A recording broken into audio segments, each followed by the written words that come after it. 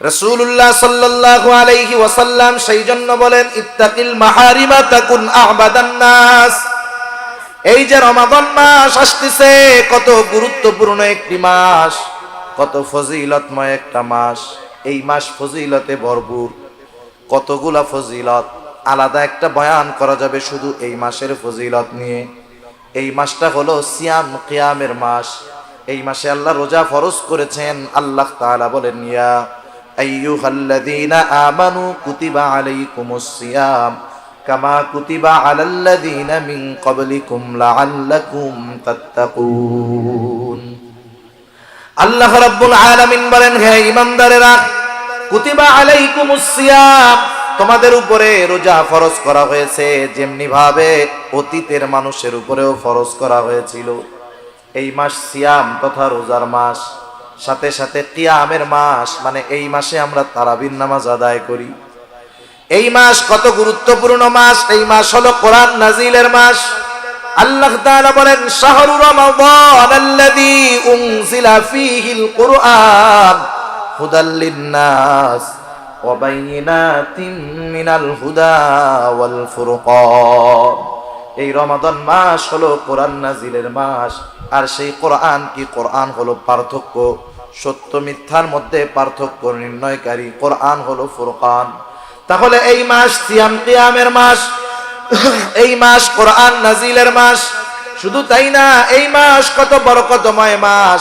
এই মাসে আল্লাহর নবী বলেন, আসমানের দরজাগুলো খুলে দেওয়া হয়, রহমতের দরজাগুলো খুলে দেওয়া হয়, জান্নাতের দরজাগুলো খুলে দেওয়া হয়, জাহান্নামের দরজাগুলো বন্ধ করে দেওয়া হয়। এই মাসে শয়তানকে শিকলে আবদ্ধ করা হয়। শুধু তাই না, এই মাসে আল্লাহ তাআলা বান্দার গুনাহ মাফ করান সহজে। শুধু তাই না, এই মাসে আমল যদি ছোট করা হয়, প্রতিদান বড় দেওয়া হয়। কত অফারের মাস। এই মাসে আমরা অনেক মানুষ ইবাদত করব, রোজা রাখবো না ইনশাআল্লাহ? আমরা রোজা রাখবো, কিন্তু সমস্যা হলো কোথায়? আল্লাহর রাসূল সাল্লাল্লাহু আলাইহি ওয়াসাল্লাম রোজার ব্যাপারে কত ফজিলত, রমজান মাসের ফজিলত, রোজার ফজিলত, কত ফজিলত রোজার।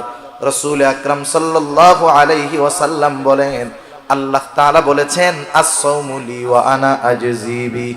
নবীজি বলেন, আল্লাহ তাআলা বলেন, সাওম হলো আমার জন্য, এর প্রতিদান আমি আল্লাহ নিজেই দিব। ওয়াযাক্কির ফাইন্নায যিকরা তানফাউল মুমিনিন। আল্লাহ রাব্বুল আলামিন বলেন, নবীকে আপনি নসিহত করেন, উপদেশ দেন। কেন নসিহত করবেন, কেন উপদেশ দিবেন? আল্লাহ রাব্বুল আলামিন বলেন, ফাইন্নায যিকরা তানফাউল মুমিনিন। কারণ ওয়াজ, নসিহত, উপদেশ, এটা হলো মুমিনের জন্য উপকারী। রাসূল আকরাম সাল্লাল্লাহু আলাইহি ওয়াসাল্লাম সেই জন্য নসিহত করেছেন। আল্লাহ রাব্বুল আলামিন যে শুধু রাসূলুল্লাহ সাল্লাল্লাহু আলাইহি ওয়াসাল্লামকে নসিহত করতে বলেছেন, বিষয়টা এমন নয়। বরং পবিত্র কোরআনুল কারীমের মধ্যে আল্লাহ রাব্বুল আলামিন বান্দার জন্য ওয়াজ করেছেন। কোরআনুল কারীমের মধ্যে ৬৬৬৬ আয়াত, কেউ বলেন ৬৬২৩ আয়াত। আয়াতের সংখ্যা যেটাই হোক না কেন, কোরআনুল কারীমের মধ্যে ৫০০ আয়াত হলো বিধানাবলী সংক্রান্ত।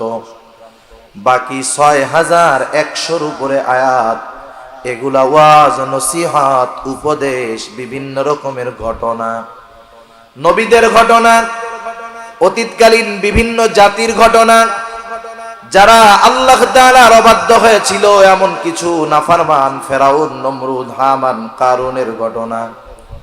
আবার অতীতে যারা আল্লাহ রাব্বুল আলামিনের আদেশ মেনেছিল, এইরকম কিছু মানুষের ঘটনা, আসহাবে কাহাফের ঘটনা, আসহাবে ফিলের ঘটনা। আল্লাহ রাব্বুল আলামিন এগুলা বর্ণনা করেছেন, আমাদেরকে ওয়াজ করেছেন, নিজে তো ওয়াজ করেছেন, রাসূলুল্লাহ সাল্লাল্লাহু আলাইহি ওয়াসাল্লামকে ওয়াজ করার জন্য আদেশ করেছে। কেন ওয়াজ করার জন্য আদেশ? কারণ আল্লাহ তাআলা বলেন, ফাইন্নায যিকরা তানফাউল মুমিনিন। কারণ ওয়াজ, নসিহত, উপদেশ এটা হলো মুমিনের জন্য উপকারী।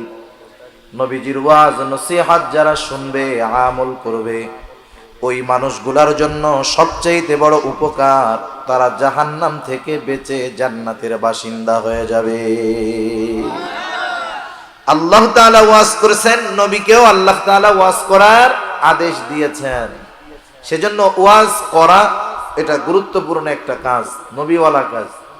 আর যারা ওয়াজ শুনে, নবীজি ওয়াজ করেছেন সাহাবাদের সামনে। কাদের সামনে? সাহাবাদের সামনে। ওয়াজ শোনাও এটা সাহাবাওয়ালা কাজ। সেজন্য এই দামি কাজটা আমাদেরকে আল্লাহ তাআলা ইখলাসের সাথে আমলের নিয়তে করার তৌফিক দান করুক।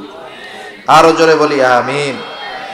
আমি আপনাদের খেদমতে নবীজির নসিহত মাখা একটা হাদিস পাঠ করেছি। এই হাদিসের মধ্যে একটা মানুষ, এখানে আমরা যারা আছি সবাই তো মুসলমান নাকি, ইমানদার, তাই না? অন্য ধর্মের যদি কেউ থাকে তাদের জন্য এখানে বসার সুযোগ আছে, তারাও বসতে পারবে, তারাও শুনতে পারবে। কারণ আল্লাহ তাআলা কোরআনের মধ্যে শুধু মুমিনদের জন্য পথ নির্দেশিকা রাখেন নাই। আল্লাহ তাআলা আরেক জায়গায় বলেছেন কোরআন হলো হুদাল লিন্নাস। সুবহানাল্লাহ।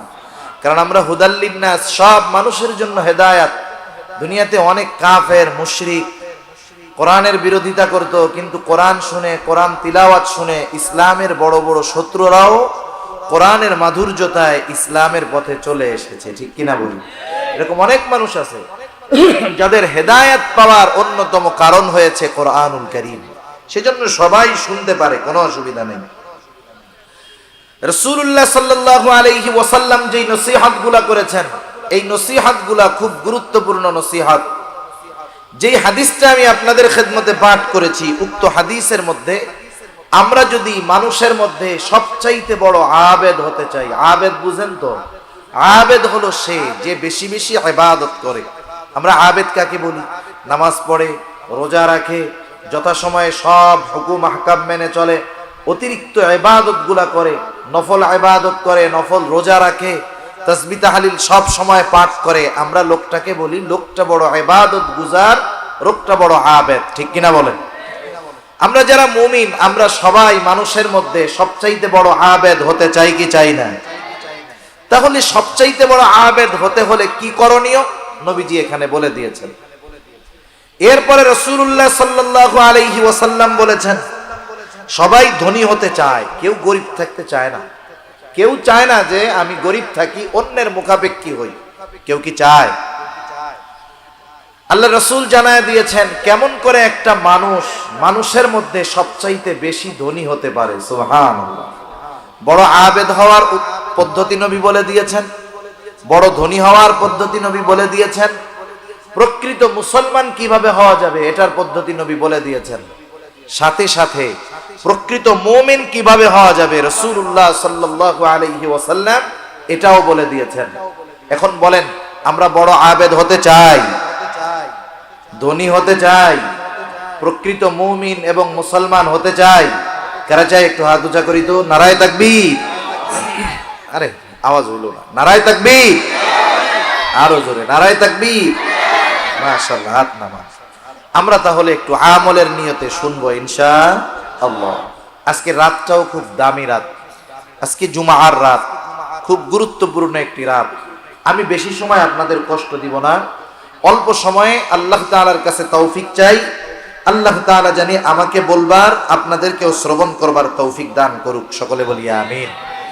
যে নসিহত মাখা হাদিসটা আপনাদের খেদমতে পাঠ করেছি, রাসূল আকরাম সাল্লাল্লাহু আলাইহি ওয়াসাল্লাম একদিন সাহাবাদেরকে নিয়ে মজলিসের মধ্যে বসে আছেন।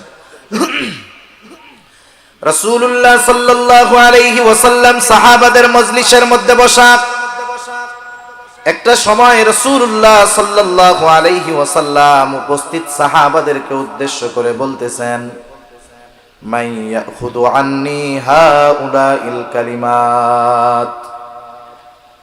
রাসূলুল্লাহ সাল্লাল্লাহু আলাইহি ওয়াসাল্লাম বললেন, তোমাদের মধ্যে কে আছো আমার থেকে এই কথাগুলাকে গ্রহণ করবা, কথাগুলো নিবা, কথাগুলা শুনবা। শর্ত হলো মান ইয়ামালু বিহিন্না আও ইউআল্লিমু মান ইয়ামালু বিহিন্না। শর্ত হলো এই কথাগুলা শুনে নিজে আমল করবে এবং যারা আমল করতে চায় তাদেরকেও শিখায়া দিবে। রাসূল সাল্লাল্লাহু আলাইহি ওয়াসাল্লাম এই কথা বললেন, তোমাদের মধ্যে কে আছো আমার থেকে কিছু কথা শুনবে, শোনার পর নিজে আমল করবে, আবার যারা আমল করতে চায় তাদেরকেও শিখায়া দিবে। ওই মজলিসের মধ্যে উপস্থিত ছিলেন হযরত আবু হুরায়রা রাদিয়াল্লাহু তাআলা আন। রাসূলুল্লাহ সাল্লাল্লাহু আলাইহি ওয়াসাল্লামের থেকে সবচাইতে বেশি হাদিস যিনি বর্ণনা করেছেন তার নাম হলো হযরত আবু হুরায়রা রাদিয়াল্লাহু তাআলা আন। আল্লাহর নবীর সংস্পর্শে, আল্লাহর নবীর কাছে সে অবস্থান করেছে মাত্র 3 বছর। এই 3 বছর নবীজির সাহচর্যে থেকে, নবীজির কাছে থেকে হাদিস বর্ণনাকারী সাহাবীদের মধ্যে 1 নম্বরে সবচাইতে বেশি হাদিস বর্ণনাকারী হয়ে গেছে আবু হুরায়রা। সে সব সময় রাসূল সাল্লাল্লাহু আলাইহি ওয়াসাল্লামের কাছে থাকতো। কত কষ্ট, খাবারের কষ্ট, ঘুমের কষ্ট, এরপরেও সব সময় নবীজির কাছে কাছে উনি থাকতেন। আল্লাহর রাসূল এই কথাগুলা বলার সাথে সাথে হযরত আবু হুরায়রা রাদিয়াল্লাহু তাআলা আনহু বললেন, আমি বললাম, ইয়া রাসূলুল্লাহ, আমি আছি। কুলতু আনা ইয়া রাসূলুল্লাহ, হে আল্লাহর রাসূল, আমি আবু হুরায়রা কথাগুলা শুনবো, শুধু শুনবো তাই নয়, নিজে আমল করব, আবার যারা আমল করতে চায় তাদেরকেও শিখায়া দিব। হযরত আবু হুরায়রা রাদিয়াল্লাহু তাআলা আনহু আল্লাহর রাসূলের কাছে আসলেন। তিনি বলেন, ফাখাযা বিয়াদি ফাআদ্দা খামসা।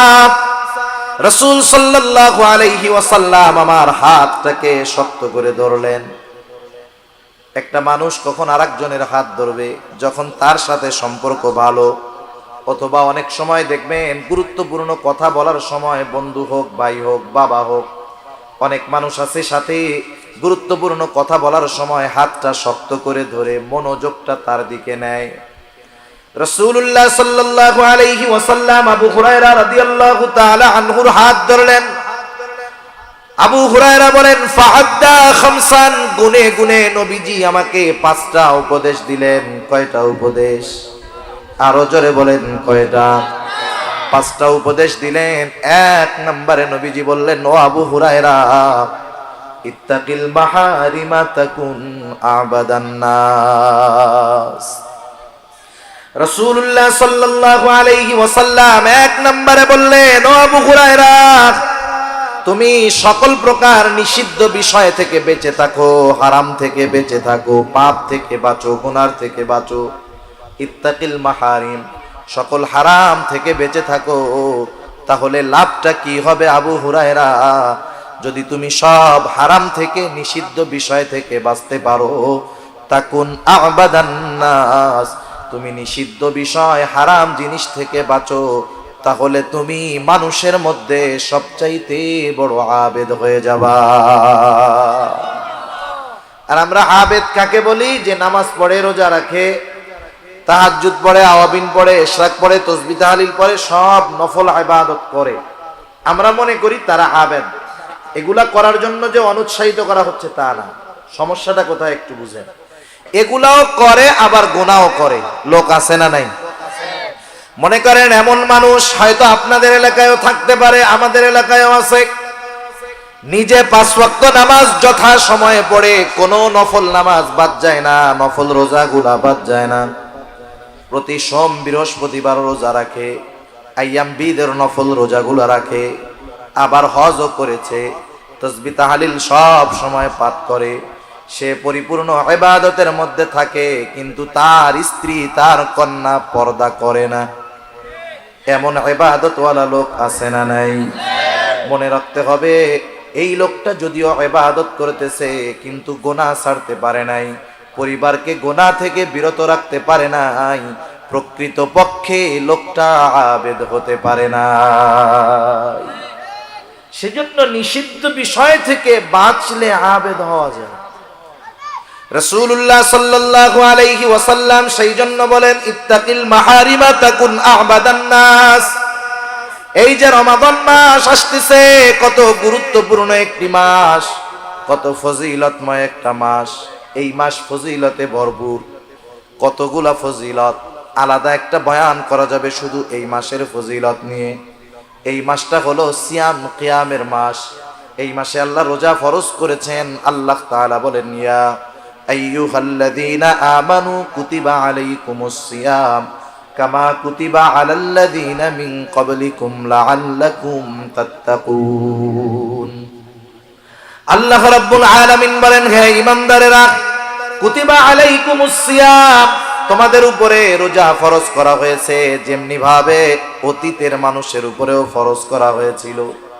এই মাস সিয়াম তথা রোজার মাস, সাথে সাথে কিয়ামের মাস, মানে এই মাসে আমরা তারাবির নামাজ আদায় করি। এই মাস কত গুরুত্বপূর্ণ মাস। এই মাস হলো কোরআন নাজিলের মাস।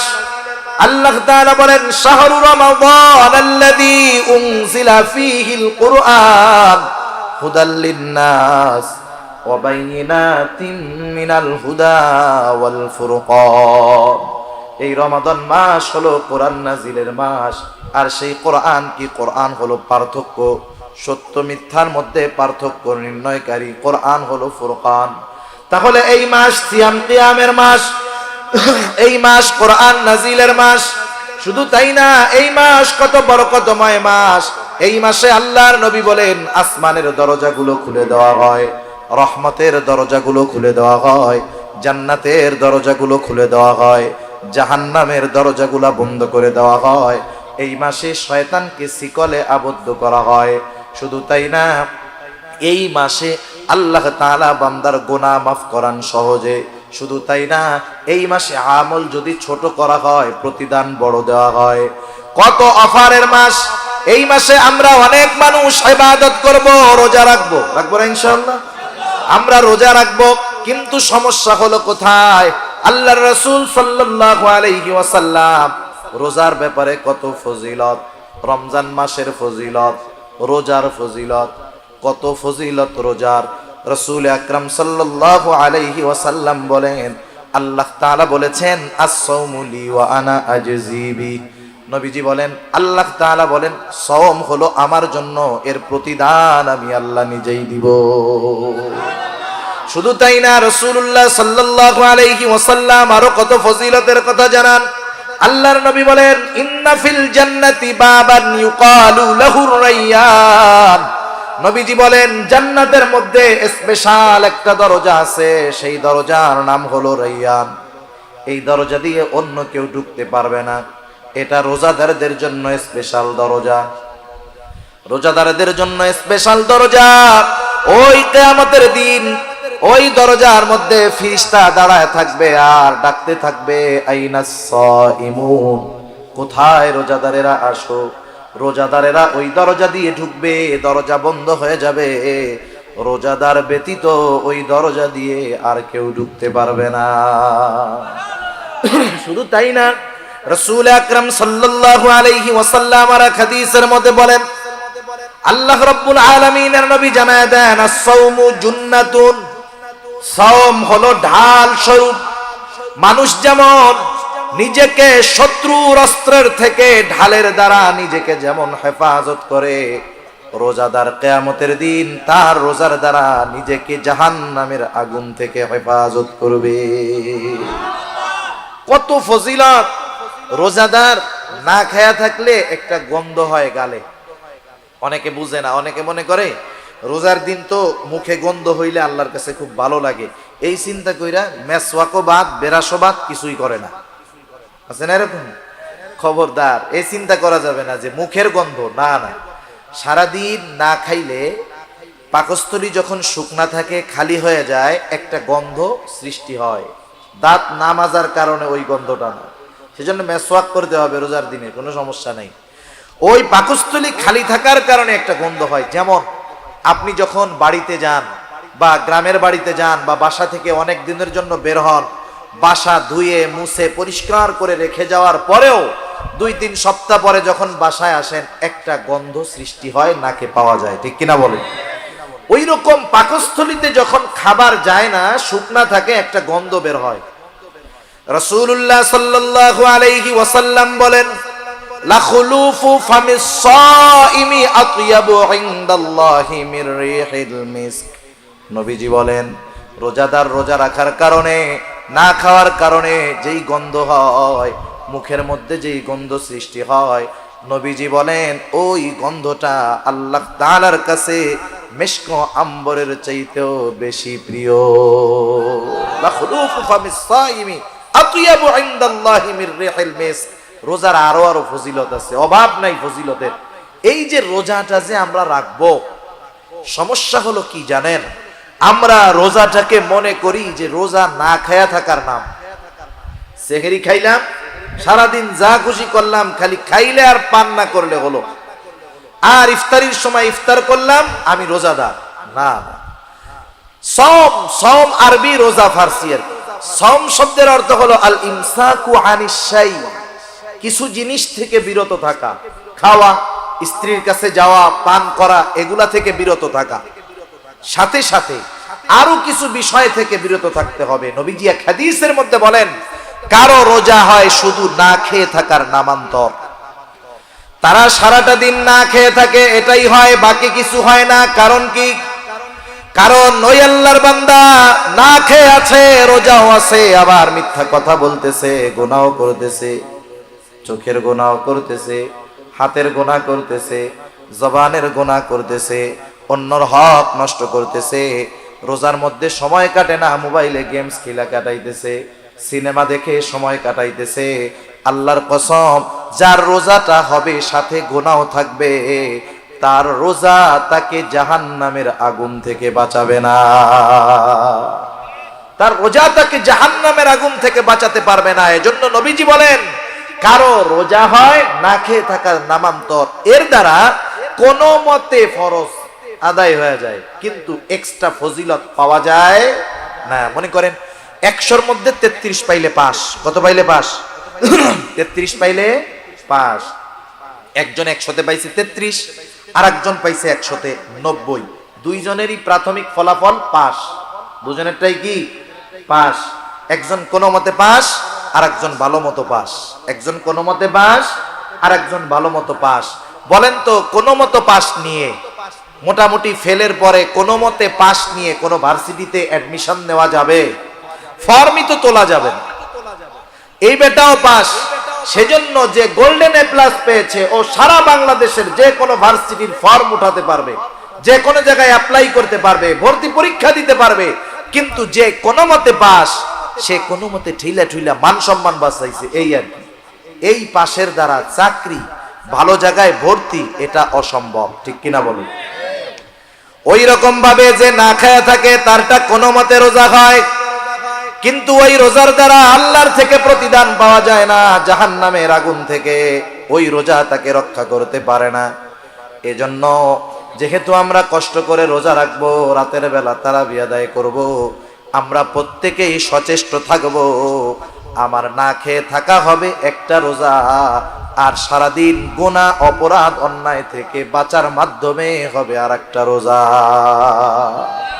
সেজন্য আমরা বিরত রাখবো নিজেদের জবান, চোখ, সকল প্রকার গান, বাদ্য, গুনাহ থেকে। ওই সময় তো করবোই, সব সময়ের জন্য সবগুলা ছাড়বো, কিন্তু ওই সময়ের জন্য স্পেশাল ভাবে ত্যাগ করার অভ্যাস করব। কারণ কি? কারণ রোজা আমাদেরকে আত্মসংযমের শিক্ষা দিবে, রোজা আমাদেরকে গুনাহমুক্ত জিন্দেগি গঠনের শিক্ষা দিবে। ওই কথাই নবীজি বলতেছেন, ও আবু হুরায়রা, ইবাদত করে কেউ আবেদ হতে পারে না যদি সাথে সে গুনাহ করে। তুমি ইবাদত করবা, গুনাহগুলো আগে ছাড়ো।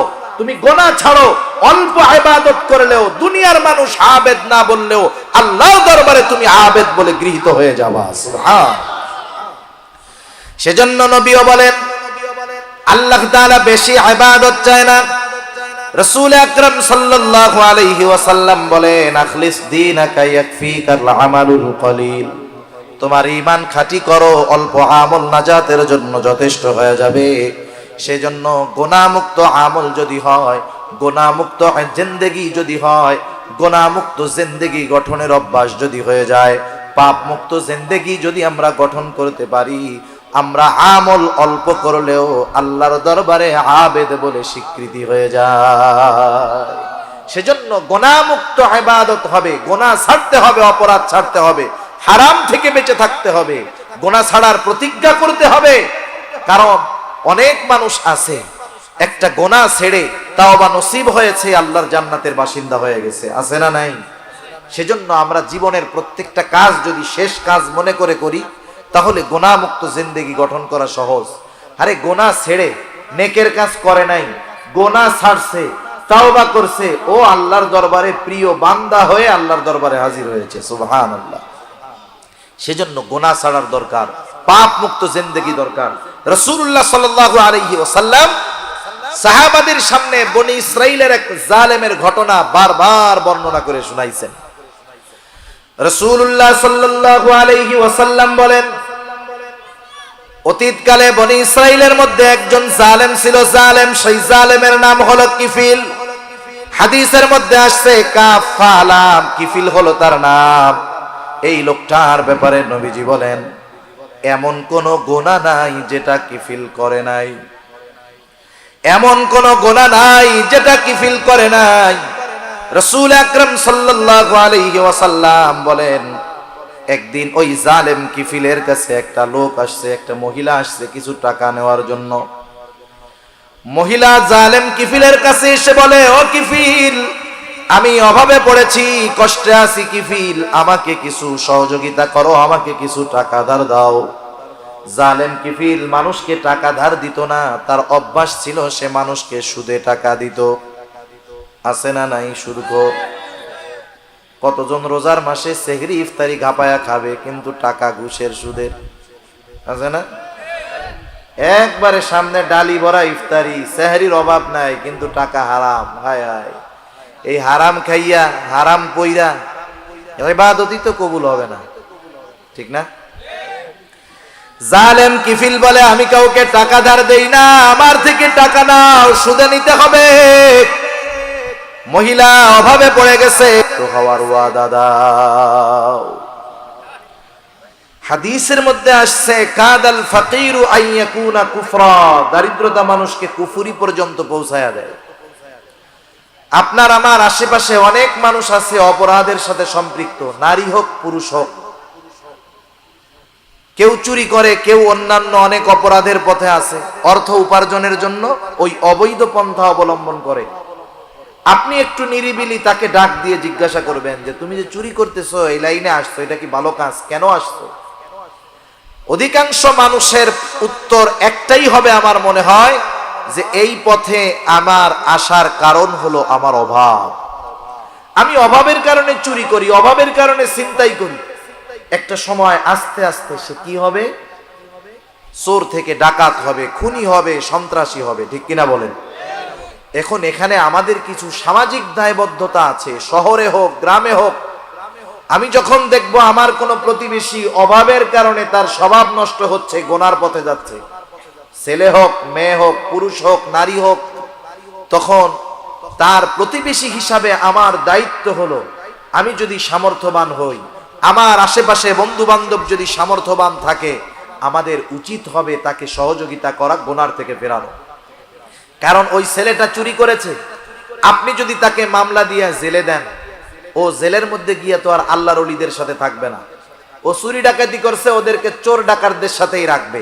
ওইখানে গিয়ে চুরির দায়ে জেলে গিয়ে ডাকাতি শিখে আসবে, এরপরে আইসা ডাকাতি করবে। যারা ওকে জেলে দিয়েছে তাদের বাড়িতে ডাকাতি করবে, খুনিদের সাথে থেকে খুন কিভাবে করতে হয় শিখে আসবে। ওই পরিস্থিতি হওয়ার আগে আপনারা 10 জন 20 জন 30 জন 40 জন মিলে আপনারা কিছু টাকা দিয়ে 200 500 100 টাকা দিয়ে একটা রিক্সা কিনে দেন না।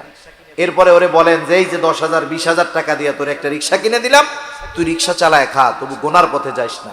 একটু আবেগ নিয়ে বলেন, দরদ নিয়ে বলেন। এই ছোট একটু সামাজিক কাজ, সমাজের কর্ম, 10 জনে মিলে একটু সহযোগিতা একটা মানুষকে পাপের থেকে ফেরাতে পারে, ঠিক কিনা বলেন? একটা পরিবারের খাবারের ব্যবস্থা করতে পারে। সেজন্য এই বিষয়গুলো আমাদের খেয়াল রাখার দরকার। কারণ কি জানেন? কারণ আমি সামর্থ্যবান মানুষ, আমাকে আল্লাহ তাআলা ক্ষমতা দিয়েছে, আমি খেতে পারি আর একজনকে খাওয়াতে পারি। আমার কোনো প্রতিবেশী যদি অপরাধ করে, গুনাহ করে, কিয়ামতের দিন যদি আল্লাহর দরবারে সে আসামির কাঠগড়ায় যায়, সে একা ওই কাঠগড়ায় দাঁড়াবে না। আমি সামর্থ্য থাকার পরেও তাকে সহযোগিতা না করার কারণে ওই অপরাধীর সাথে আমাকেও আল্লাহর আদালতে অপরাধীর সাথে দাঁড়াতে হবে, ঠিক কিনা বলে?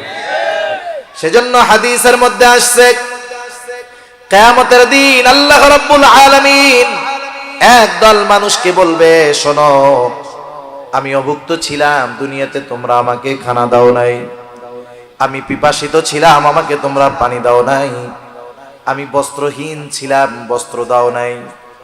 মানুষরা বলবে, আল্লাহ, আপনার তো এগুলার কোনো কিছুর প্রয়োজন নাই, আপনি কারো মুখাপেক্ষী নয়, এগুলার মুখাপেক্ষী নয়, আপনাকে যদি পাইতাম অবশ্যই দিতাম। তখন আল্লাহ তাআলা বলবে, ও আমার গোলাম, তোমার প্রতিবেশী অভুক্ত ছিল, তাকে তুমি খানা দাও নাই, বস্ত্রহীন ছিল, বস্ত্র দাও নাই, পিপাসিত ছিল, পানি দাও নাই, চিকিৎসার দরকার ছিল, তুমি চিকিৎসা করাও নাই, অথচ তুমি সামর্থ্যবান ছিলা, তুমি যদি তোমার প্রতিবেশীকে সাহায্য সহযোগিতা করতা, ওইটা আমি আল্লাহ পেয়ে যাইতাম। সেজন্য কোন প্রতিবেশী যদি অভাবগ্রস্ত থাকে সেটা খেয়াল রাখার দায়িত্ব আমাদের। যাই হোক, এইবার জালেম কিফিলের শর্ত মহিলা মেনে নিল, অভাবের কারণে প্রয়োজনের কাছে হেরে গেল মহিলা, জালেম কিফিলের শর্ত মেনে নিল। নির্ধারিত দিনে জালেম কিফিল মহিলার কাছে হাজির, একেবারে দরজা জানালা আটকানো, কেউ বাধা দেওয়ার নাই। জালেম কিফিল সে তার কর্ম করার জন্য প্রস্তুতি নিচ্ছে, আর মহিলা থরথর করে কাঁপতেছে, মহিলার দেহটা থরথর করে কাঁপতেছে। কিফিল মহিলার অবস্থা দেখে বলে, ও মহিলা, তুমি কাঁপো কেন? আমি তো তোমাকে জোর করি নাই, তুমি নিজে আমার শর্ত মেনে নিয়ে টাকা নিয়েছো, আমি তোমার উপরে কোনো প্রেসার ক্রিয়েট করি নাই। এইবার মহিলা বলতেছে, ও কিফিল, আমি তো কোনোদিন এই গুনাহ করি নাই, পাপের সাথে জড়াই নাই। ও কিফিল, আমার তো বড় ভয় হয়। ও কিফিল, তোমার সাথে জিনা করার পর আমি না জানি যদি মারা যাই, তাহলে কিয়ামতের দিন আল্লাহ রাব্বুল আলামিনের দরবারে আমি জিনাকারদের কাতারে আমাকে দাঁড়াতে হবে। আমি কান্না করতেছি আল্লাহর ভয়। কার ভয়? জোরে বলেন, কার ভয়? আল্লাহ তাআলার ভয়। জালেম কিফিলের একটা কথায় হয়তো অন্তরের পরিবর্তন চলে আসছে। সে হয়তো চিন্তা করছে, দেখো, আমি জীবনে কোন গুনাহ নাই করলাম না, অথচ মহিলা একটা গুনাহ করবে, তাও ইচ্ছা করে নয়, বাধ্য হইতেছে করতে, তাই তার এত ভয়। আর আমার জিন্দেগি তো গুনাহ ছাড়া কিছু নাই। তার মধ্যে তাওবার অনুভূতি, তাওবার অনুশোচনা জাগ্রত হলো, গুনার থেকে ফিরলো, তাওবা করলো।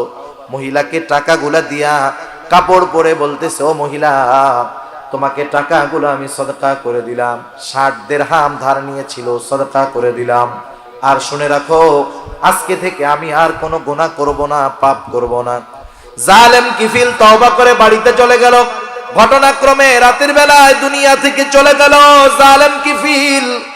এলাকায় যদি কোনো জালেম মারা যায়, যার অত্যাচার জুলুমে এলাকার মানুষ নির্যাতিত, নিষ্পেষিত, নিপীড়িত, এরকম কিছু জালেম কিছু কিছু এলাকায় আছে না নাই?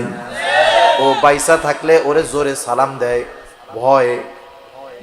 মানুষকে সম্মান কয়েক কারণে করে, একটা করে তার ব্যক্তিত্বের কারণে, আর একটা করে তার ভয়ে, ঠিক না? মনে করেন অনেক সময় আপনারা মুরব্বীদেরকে সালাম দেন, দুর্বল মানুষ, কেন সালাম দেন? সম্মানের কারণে। ওলামায়ে কেরাম সম্মান করেন, সালাম দেন সম্মানের কারণে। অনেক সময় কাল্লু মস্তানরেও সালাম দেন, দেন না? কেন দেন? ভয়ে, না জানি সালাম না দিলে কোন সময় কি করে বসে, তার ঠিক আছে। সেজন্য মানুষ জালেমদেরকেও সম্মান করে ভয়ে। ওই ধরনের কোন জালেম যদি মারা যায়, অনেক মানুষ মারা গেলে দোয়া পড়ে ইন্না লিল্লাহ, কিন্তু ওই ধরনের কোন জালেম মারা গেলে মুখে ইন্না লিল্লাহ, অন্তরে বলে আলহামদুলিল্লাহ, ঠিক কিনা বলে? জালেম কিফিল মারা গেছে, এলাকার মধ্যে খবর ছড়ায় গেছে কিফিল মারা গেছে, এলাকার মানুষ খুশি, কিন্তু কিফিল তো গত রাত্রে তওবা করছে। হাদিসের মধ্যে আসছে, আল্লাহ রাব্বুল আলামিন কিফিলের দরজার মধ্যে কুদরতি ভাবে লিখে দিয়েছে, তোমরা কিফিলকে জালেম বলো না, কিফিল তওবা করেছে, আমি আল্লাহ কিফিলের গুনাহগুলা ক্ষমা করে দিয়েছি। তাহলে দেখেন গোনা ছাড়ার মাধ্যমে আল্লাহর বন্ধু হওয়া যায়, আল্লাহর ওলি হওয়া যায়, বড় আবেদ হওয়া যায়।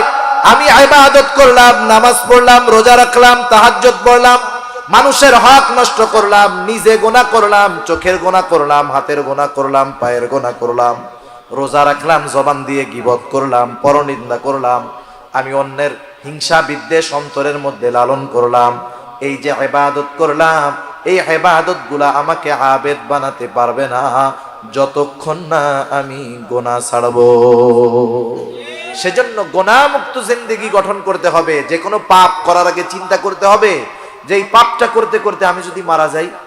একটা সময় মানুষ বৃদ্ধ হলে মারা যাইতো, আগের সময় এই সিস্টেমটা ছিল, কিন্তু এখনকার সময় সমীকরণ বলতেছে যে বর্তমান সময়ে মৃত্যুর হার বৃদ্ধদের চাইতে যুবক বয়সের মানুষদের বেশি। যুবক মানুষের মৃত্যুর হার বেশি, অ্যাক্সিডেন্ট করে মরে, স্ট্রোক করে মরে, বিভিন্ন নেশাদ্রব্য পান করার মাধ্যমে মরে। সর্বসাকুল্য যুবক তরুণ প্রজন্মের মধ্যে মৃত্যুর হার বেশি। মনে করেন আপনি সিনেমা দেখতেছেন একা একা এক রুমে, কেউ দেখতেছে না, এটা দেখতে দেখতে যদি আপনি মারা যান, বলেন তো ওইখানে তো গুনাহ হবে, রহমতের ফেরেশতা আসতে পারবে? তাহলে এই মৃত্যুটা কেমন মৃত্যু হবে? আপনি রাতে ঘুম আসতেছে না, কানের মধ্যে ইয়ারফোন দিয়ে, হেডফোন দিয়ে আপনি গান শুনতে শুনতে ঘুমাচ্ছেন। এই ঘুম তো আপনার জীবনের শেষ ঘুম হতে পারে। আপনি কি করতে করতে ঘুমাইলেন চিন্তা করেন তো। ইমানি মৃত্যু সম্ভব? আপনি বাসে গেছেন, রোড অ্যাক্সিডেন্টে মারা যায়, আমরা তো দোয়া করি আল্লাহ তার শহীদের দরওয়াজা দিয়েন, শহীদের মর্তবা দিয়েন, কিন্তু ও যখন বাস অ্যাক্সিডেন্ট করতেছিল তখন গান শুনতে শুনতে ঘুমাইতেছিল।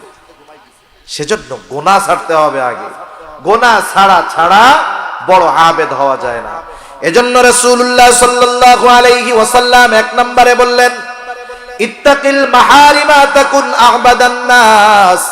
ও আবু হুরায়রা, তুমি নিষিদ্ধ বিষয়গুলা ছাড়ো, মানুষের মধ্যে বড় আবেদ হয়ে যাবা।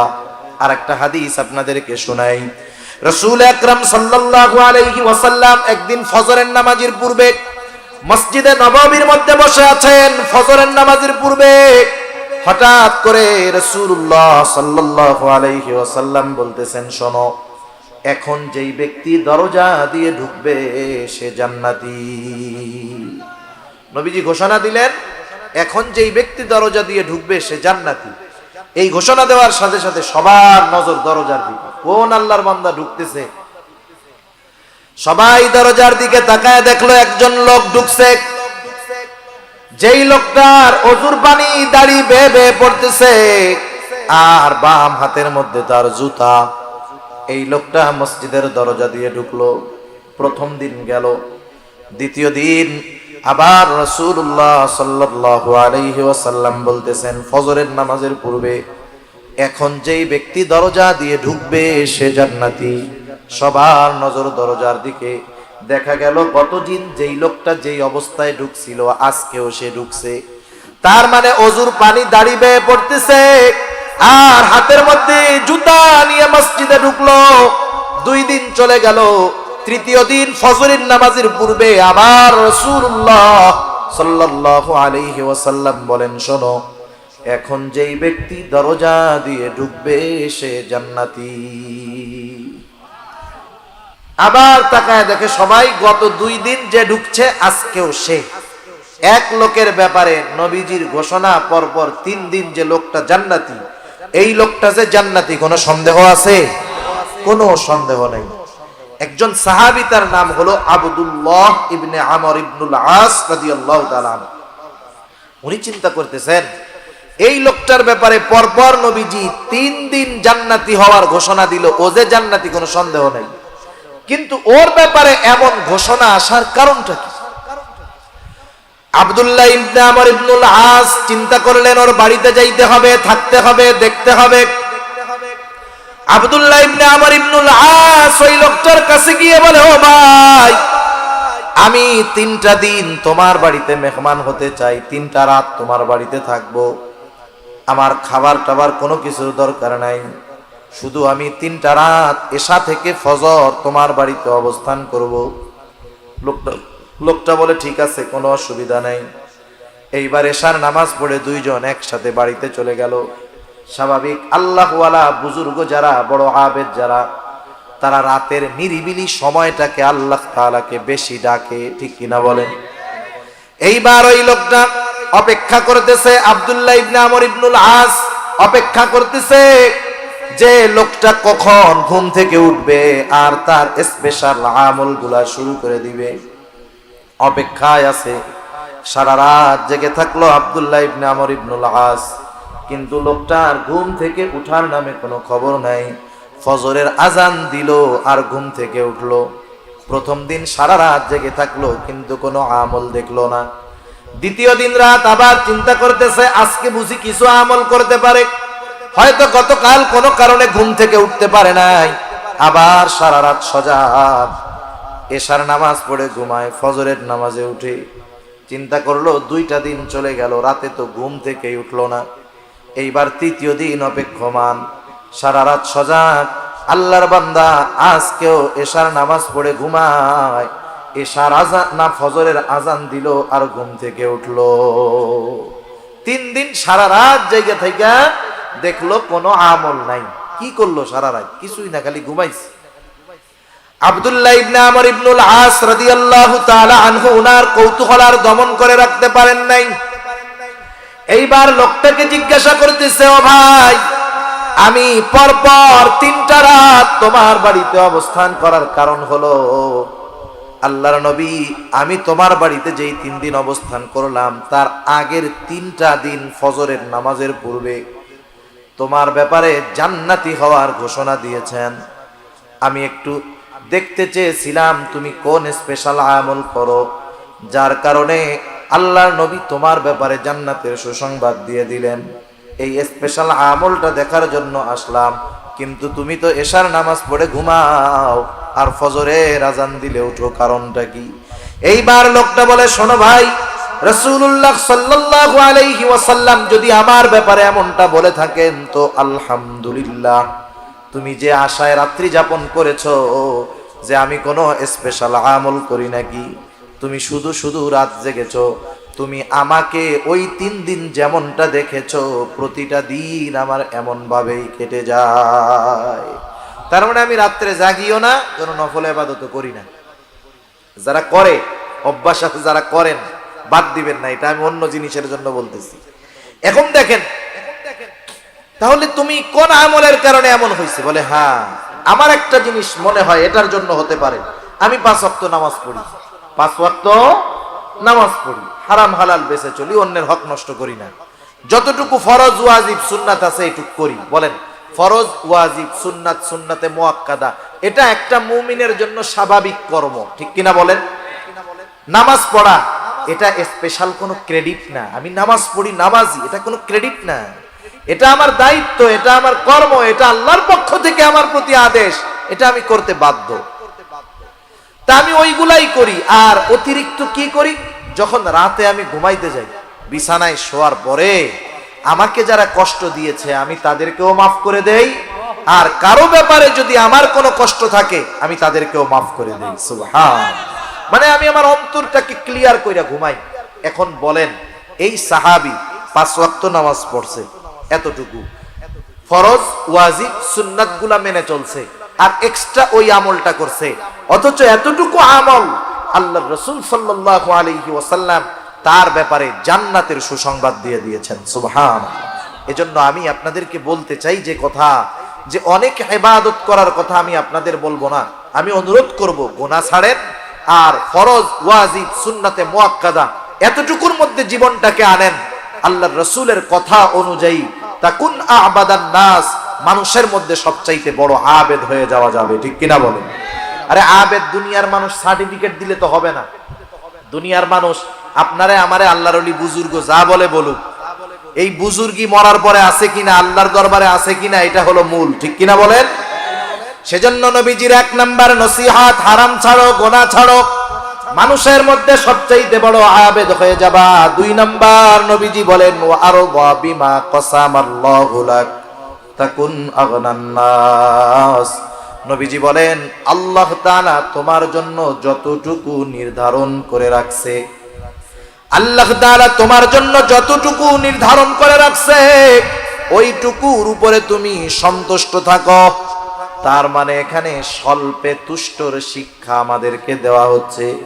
দেখবেন সমাজে অনেক মানুষ আছে, তার অঢেল টাকা নাই, বড় গাড়ি নাই, বাড়ি নাই, খুব কষ্টের মধ্যে জীবন যাপন করে, 3 বেলা কোনো মতে খায়, আলহামদুলিল্লাহ কোনো মতে একটা ঘরের মধ্যে থাকে। আপনি তাকে জিজ্ঞাসা করবেন, জিজ্ঞাসা করার সাথে সাথে লোকটা বলবে আলহামদুলিল্লাহ, আল্লাহ তাআলা আমাকে ভালো রাখছে। সে যে অবস্থায় আছে ওই অবস্থার উপরে সে সন্তুষ্ট, আল্লাহর দরবারে শুকরিয়া আদায় করতেছে। আরেকজন গাড়ি বাড়ি অভাব নাই, অনেক মিল ফ্যাক্টরি, আপনি তারে জিজ্ঞাসা করবেন কেমন আছে, ও মাথায় হাত দিয়া বলবে ভাই কি যে টেনশনে আছি জানেন না, এই 5টা 6টা ফ্যাক্টরি নিয়ে, ওই ব্যাংকের লোন, এই ব্যাংকের ঋণ, এইটার কাজ ওইটার কাজ, এর ঠেলায় আমার ঘুমই হয় না ভাই। এখন বলেন এই লোকটার এত পেরেশানি চিন্তা কেন? কারণ ওর চাহিদা এখনো পূরণ হয় নাই, ঠিক কিনা বলেন? আর ওই লোকটার টেনশন নাই কেন? আল্লাহ যেটুক দিয়েছে সেটুকুর উপরে সে সন্তুষ্ট আছে। এজন্য মুমিনের অন্যতম একটি অভ্যাস হলো স্বল্পে তুষ্টতা, যতটুকু সে পাইছে ততটুকুতে সন্তুষ্ট। এজন্য দেখেন আমরা আমাদের ঈমানের ভিত্তিগুলোর মধ্যে একটা ভিত্তি হলো ওয়াল কদরি খাইরিহি ওয়া শাররিহি মিনাল্লাহি তাআলা, তাকদীরের ভালো মন্দ, মানে আমার গোটা জিন্দেগীর সব কল্যাণ অকল্যাণ, লাভ লোকসান সব কার তরফ থেকে হয়? আল্লাহর তরফ থেকে হয়। যেই মানুষগুলা তাকদীরের উপরে যথাযথ বিশ্বাস রাখে, তাকদীর একটি রহস্যময় জিনিস, সব কিছুর তালা চাবি খুলতে যাইতে হয় না, সব কিছু বোধগম্যতা হওয়ার যোগ্যতা মানুষকে আল্লাহ তাআলা দেন নাই। যদি মানুষ সব কিছুই বুঝতো আর বুঝে ঈমান আনতো, তাইলে ঈমান বিল গায়েবের কোনো দাম থাকতো না, ঠিক কিনা বলেন? আমরা আল্লাহকে না দেখে ঈমান আনছি, জান্নাত না দেখে বিশ্বাস করি, নবীকে দেখি নাই বিশ্বাস করি, ফেরেশতা দেখি নাই বিশ্বাস করি, তো যাই হোক তাকদীর দেখা যায় না বিশ্বাস করি। এজন্য যেই মানুষগুলা তাকদীর বিশ্বাস করে, আপনি যারা তাকদীর বিশ্বাস করে তারা কোনো সময় টেনশন, ডিপ্রেশন, চিন্তায় ভোগে না। ইদানিংকালে আপনারা যারা খবরাখবর দেখেন, অনেকে শুনতেছেন দেখতেছেন, আত্মহত্যার প্রবণতা এখন একটু বেশি বাড়ছে। শুধু তাই না, কেউ লাইভে আইসা আত্মহত্যা করতেছে, কেউ লাইভে আইসা নিজের গায়ে আগুন ধরায়া দিচ্ছে, কেউ পিস্তল দিয়ে মাথার খুলি গুলি মেরে খুলি ফালায়া দিচ্ছে, কেউ গলায় দড়ি নিয়ে মরতেছে, হরেক রকম পদ্ধতিতে আত্মহত্যা করতেছে, কেউ লাইভে আইসা ছাদ থেকে লাফ দিয়ে আত্মহত্যা করতেছে। আত্মহত্যা মানুষ কেন করে? ডিপ্রেশন, চিন্তা থেকে করে, ঠিক কিনা বলেন? এখন তাদের চিন্তাগুলা ভালো না মন্দ আমি সেটা জানি না, সেটা তাদের ব্যাপার, কিন্তু তাকদীরে যারা বিশ্বাস করে এরা কোনো সময় ডিপ্রেশনে ভুগতে পারে না। মনে করেন আপনি একটা কাজের জন্য চেষ্টা করলেন, বান্দা চেষ্টা করতে পারে কিন্তু গন্তব্যে পৌঁছানোর তৌফিক দেয় কে? যেমন যারা তাকদীরে বিশ্বাস করে তারা যখন কোনো চেষ্টা করে, ব্যবসায় হোক, চাকরি হোক, পড়াশোনা হোক, তারা তাদের সর্বোচ্চ চেষ্টার পরে যখন ওই কাজটা সফল হয় না তখন কি বলে? আমি আমার চেষ্টা করেছি কিন্তু আল্লাহ তাকদীরে লেখেন নাই, ঠিক কিনা বলেন? এতটুকুর দ্বারা সে তার সব চিন্তা, পেরেশানি, টেনশন দূর করে ফেলতে পারে। কিন্তু যারা তাকদীর অবিশ্বাস করে, যারা বলে চেষ্টাই সবকিছুর মূল, মেহনতই সবকিছুর মূল, তাকদীর কোনো কিছু নাই, আমার চেষ্টাই আমাকে সফলতায় পৌঁছায়া দিবে, এখন ওই লোকটা যখন চেষ্টা করতে করতে সফল হবে না, মূলত তার তাকদীরে নাই, সে তো তাকদীর বিশ্বাস করে না, ও যখন সফল হবে না ও টেনশনে পড়ে যাবে, ঠিক কিনা বলেন? তখন কি করবে? ওই যে লাইভে আইসা পিস্তল দিয়ে মাথায় গুলি করবে, এইটা করবে, সেটা করবে। এই কেন হয়? এটা হওয়ার অন্যতম একটি কারণ তাকদীর অবিশ্বাস এবং স্বল্পে তুষ্ট না হতে পারা। স্বল্পে তুষ্ট না হতে পারা। যার চাহিদা নাই সে হলো ধনী। মূলত ধনী কাকে বলে? যার চাহিদা নাই তাকে ধনী বলে। আল্লাহ যা দিছে আমার যথেষ্ট, তার মানে কি? চাহিদা নাই, ওই লোকটা ধনী। এজন্য নবী বলেন টাকা পয়সা যার আছে, সম্পদ গাড়ি বাড়ি যার আছে, সে ধনী হতে পারে না। কে ধনী? রাসূলুল্লাহ সাল্লাল্লাহু আলাইহি ওয়াসাল্লাম বলেন আল গিনা গিনান নাফস। নবীজি বলেন আত্মার ধনী, অন্তরের ধনী হলো প্রকৃত ধনী। যার চাহিদা আছে সে ধনী হতে পারে না, তার ধন সম্পদ তাকে ধনী বানাতে পারে না, কারণ চাহিদা যার বেশি সে ধনী হতে পারে না। এজন্য স্বল্পে তুষ্ট হওয়ার দরকার। আর আমার জন্য কতটুকু বরাদ্দ আছে, আমার রিজিক কতটুকু, আমার গাড়ি কতটুকু, আমার বাড়ি কতটুকু, আমার সম্মান কতটুকু হবে, আমি কতটুকু চেষ্টা করব, সব কিছু নির্ধারণ করে রাখছে কে? আমার দায়িত্ব চেষ্টা করা বৈধ পন্থায়, আল্লাহ দিলেও খুশি না দিলেও খুশি, যতটুকু আমি পাবো বুঝতে হবে ওটা আল্লাহর তরফ থেকে আমার জন্য বরাদ্দ। এজন্য আল্লাহর নবী বলেন, ও আবু হুরায়রা, ওয়া আরদা বিমা কাসামাল্লাহু লাক, তুমি ওইটুকুর উপরেই সন্তুষ্ট থাকো যতটুকু আল্লাহ তাআলা তোমার জন্য নির্ধারিত করেছে। তুমি যদি সন্তুষ্ট থাকতে পারো আবু হুরায়রা, তাকুন আগনান নাস, সন্তুষ্ট থাকো আর মানুষের মধ্যে সবচাইতে বড় ধনী হয়ে যাও। কারণ নবীজি বললেন, আল গিনা গিনান নাফস, অন্তরের ধনী হলো প্রকৃত ধনী। 3 নাম্বার নসিহত রাসূলুল্লাহ সাল্লাল্লাহু আলাইহি ওয়াসাল্লাম বলেন, ওয়া আহসিন ইলা জারিকা তাকুম মুমিনা। রাসূল সাল্লাল্লাহু আলাইহি ওয়াসাল্লাম বলেন, তুমি প্রতিবেশীর সাথে উত্তম আচরণ করো, তাহলে তুমি প্রকৃত মুমিন হয়ে যাবা। ওয়া আহসিন ইলা জারিক তাকুম মুমিনা। গ্রামে হোক আর শহরে হোক, আমাদের প্রতিবেশী কিছু মানুষ থাকে, থাকে কি থাকে না? প্রতিবেশী থাকে। প্রতিবেশীর একটা স্পেশাল হক আছে। প্রতিবেশী যদি অন্য ধর্মেরও হয় তারও একটা হক আছে। মুসলিমও যদি হয় হক আছে। অন্যান্য ধর্মাবলম্বী সে যদি আমার প্রতিবেশী হয় তারও একটা হক আমার উপরে আছে। 1 নাম্বার বিষয়, আমি কখনো প্রতিবেশীর কষ্টের কারণ হব না। আমি কখনো প্রতিবেশীর কষ্টের কারণ হব না। শহরের বাড়িতে তো বিশেষ করে পাশাপাশি রুমে অবস্থান করা হয়। আমার রুমে আমি ধুম সেট, এক সেটের মধ্যে সাউন্ড দিয়া গান শুনতেছি। কি আছে না এরকম? এমন গান শুনে জমিন সহ এরকম এরকম কাঁপে, জমিনও কাঁপে। প্রতিবেশীর বাচ্চা আছে, বৃদ্ধ মানুষ আছে, অসুস্থ মানুষ আছে, তাদের কষ্ট হইতেছে। আমারে যদি মানা করে উল্পা, আমি আমার ঘরে আমি বাজাই, আওয়াজ গেলে কি করবো? আছে না নাই? খবরদার। প্রতিবেশীর সাথে উত্তম আচরণের প্রথম বিষয় হলো, প্রতিবেশী যে হয় হোক, আমি কখনো প্রতিবেশীর কষ্টের কারণ হব না। আমি কখনো প্রতিবেশীর কষ্টের কারণ হব না। খেয়াল রাখবেন এগুলা। দ্বিতীয়ত, আমাকে যদি কেউ কষ্ট দেয় আমি তারে মাফ করে দিব। আমাকে যদি কেউ কষ্ট দেয় আমি কি করব? মাফ করে দিব। এর দ্বারা আল্লাহ সম্মান বাড়ায় দিবে। 1 নম্বরে আমি কষ্টের কারণ হব না, মানে আমি কষ্ট দিব না। 2 নম্বর, আমারে যদি কেউ কষ্ট দেয় আমি তারে মাফ করে দিব। কষ্ট অনেক সময় অনেকে ইচ্ছায় না, অনিচ্ছায়ও দেয়, ঠিক না? গ্রামের বাড়িতে যদি হয় এরকম, মনে করেন গ্রামের বাড়িতে আপনার প্রতিবেশী মুরগি লালন পালন করে, গরু লালন পালন করে, ছাগল লালন পালন করে। গরু, ছাগল, মুরগি এদেরকে কি ওয়াজ করলে কাজ হবে নাকি? আপনার প্রতিবেশী খারাপ, আপনি যদি গরু ছাগলরে ওয়াজ করে বুঝান, ছাগল তোমার ঠ্যাং 2টা ধরলাম, তোমার পায়ে 2টা ধরছি, তুমি কিন্তু ওই বাড়ি যাইয়া কিছু কইরো না, ওরা কিন্তু আমার দুশ্মন। ছাগল কানে ঝাড়া দিয়া বলবে যে আমি একটু ওই বাড়ি থেকে ঘুরে আসি, ঠিক কিনা বলেন? এখন দেখেন, আমার প্রতিবেশী ছাগল লালন পালন করতে পারে, আমার প্রতিবেশী মুরগি লালন পালন করতে পারে, আমি করি না। অনেক সময় আমাদের বাসায় বাড়িতে আসে কি আসে না, আমরা কি করি জানেন? লাঠি নিয়ে রেডি থাকি, আউট খালি। খবরদার, কেউ যদি এই ধরনের কোনো কষ্ট কারো মাধ্যমে আসে, আমি তার উপরে বিরক্ত হব না। কারণ ছোট বাচ্চা অনেক সময় এসে কষ্ট দিতে পারে, মুরগির বাচ্চা আসতে পারে, ছাগলের বাচ্চা আসতে পারে। কিন্তু আফসোস, বরিশালের এক জায়গায় 2 বছর আগে কি হয়েছে, একটা হাঁস একজনের বাড়ি গেছে। হাঁস কেন আসলো এটা নিয়ে দুজনের মধ্যে গ্যাঞ্জাম, মারামারি লাগছে, একজন জায়গায় মারা গেছে। এখন বলেন, হাঁস যদি বুঝতো লোকটা এত খারাপ, তাহলে হাঁস যাইতো নাকি? যাইতো না। আমাদের পাশের বাড়ি সেই দিন দেখতেছি, এতকাল 2 ফ্যামিলির মধ্যে খুব ভালো সম্পর্ক, একজন একটা গরু পালে, ওই পাশে যায় আর ওই পাশের লোক ধুমসে বিড়ানি দেয়। এবার গ্যাঞ্জাম, মধ্যে দিয়ে কঠিন আকারে বেড়া দিয়ে দিয়েছে। অথচ চিন্তা করেন, আপনার বাসায়, আমার বাসায় আল্লাহ না করুক আগুন লেগে যদি যায়, আমার অমক আছে, তমক আছে, আমার ভাই এসপি, আমার ভাই ডিসি, আমি তো গ্রামে থাকি, তারা তো ঢাকা শহর থাকে। এখন আমার প্রতিবেশী আগুন লাগার পরে আমার সাথে সম্পর্ক ভালো নাই, ও প্রতিবেশী যদি চিন্তা করে ওর এসপি ডিসি ভাইদেরা তো পাওয়ার দেখায়, আমি বৈশা থাকি আল্লাহর নামে কম্বলের তলে, এসপি ডিসি এসে আগুন নেবা।